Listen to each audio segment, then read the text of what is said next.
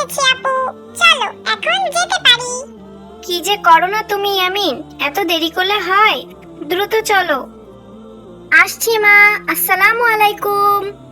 চলো ইয়ামিন, মা ব্যস্ত আছে তাই আসতে পারছে না।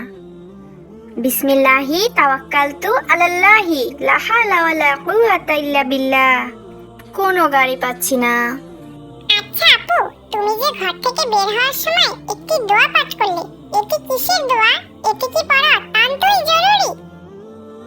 আমি যে দোয়াটি পাঠ করেছি, এই দোয়াটি হচ্ছে ঘর থেকে বের হওয়ার দোয়া। আর এই দোয়াটির অর্থ হচ্ছে আমি আল্লাহর নামে ঘর থেকে বের হলাম এবং আল্লাহর উপর ভরসা করলাম।